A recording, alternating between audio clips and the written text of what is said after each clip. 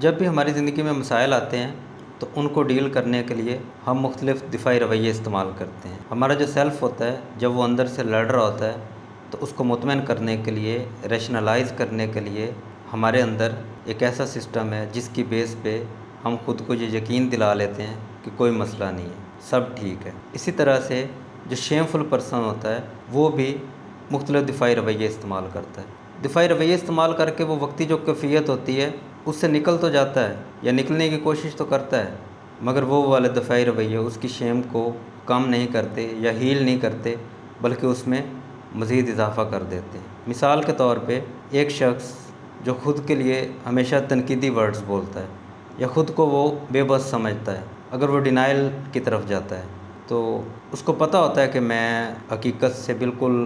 الٹ چیزوں کو دیکھ رہا ہوں، بٹ وہ ان چیزوں کو قبول کرتا ہے۔ جیسے ایک نشے کا مریض شخص یہ جانتا ہے کہ اگر وہ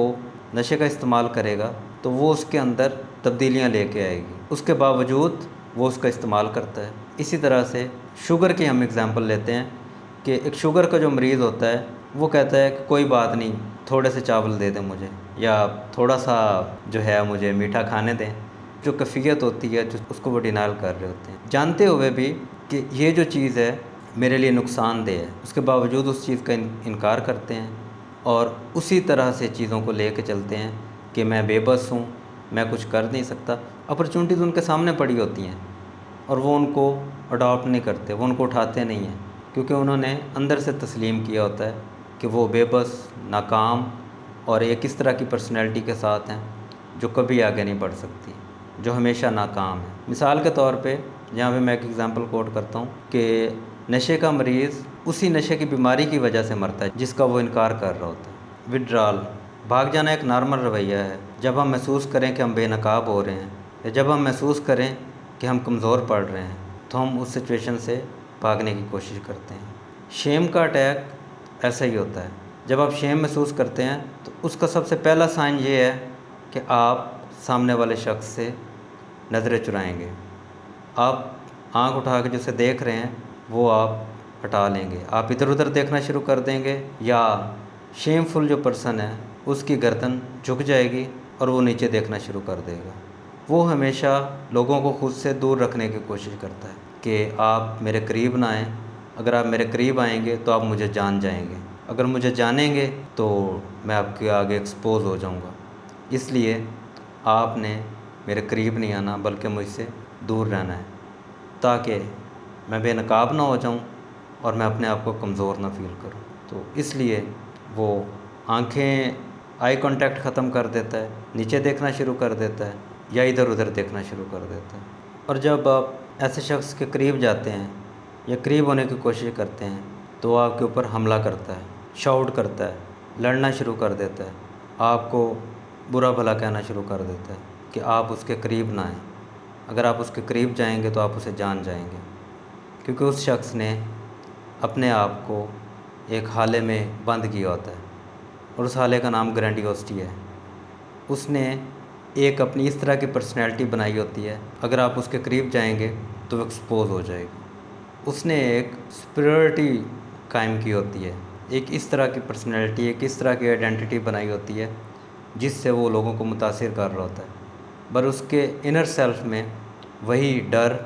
وہی خوف اور وہی چھوٹا پن پڑا ہوتا ہے جو وہ ایکسپوز نہیں کرنا چاہتا۔ جب آپ اس کے قریب جاتے ہیں تو وہ شاؤٹ کرتا ہے، ذلیل کرنا شروع کر دیتا ہے اور وہ کوشش کرتا ہے کہ آپ اس سے دور رہیں۔ اس کا نقصان یہ ہوتا ہے کہ ایسا شخص اینڈ کے اوپر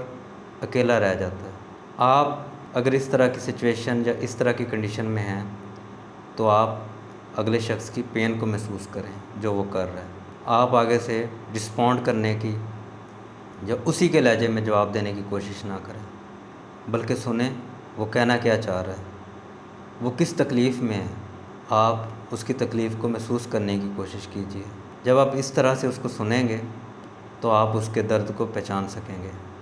اور آپ اس کے لیے ایک مرہم کے طور پہ ثابت ہو سکتے ہیں، کیونکہ وہ ٹائم ہوتا ہے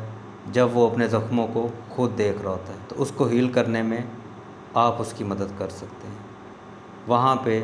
شاؤٹ کر کے یا اس کی بات کے اوپر برا منا کے جانے کے بجائے اسے دلاسا دیجیے، اس کو سپورٹ کیجیے۔ جب آپ اس کو سپورٹ کریں گے تو اس کے اندر وہ جو بچہ جو رو رہا ہے خود کو سیکیور محسوس کرے گا، پھر وہ اپنے میں بھی جو پین ہے، جو درد ہے، وہ آپ کو بتانا شروع کرے، پھر آہستہ آہستہ وہ ہیلنگ کی طرف جائے گا۔ ایسا نہیں ہے کہ شیم ہیل نہیں ہو سکتی، شیم بالکل ہیل ہو سکتی ہے، بس اس کو سمجھنا ضروری ہے۔ اس کو سمجھ کے اس کے اندر جو ورنبلٹیز ہیں، جو کمزوریاں ہیں، ان کو آئیڈینٹیفائی کریں، ان کے اوپر کام کریں، اور آپ ایک بہترین زندگی کی طرف جا سکتے ہیں، یا پھر دوسروں کو ہیلپ آؤٹ کر سکتے ہیں۔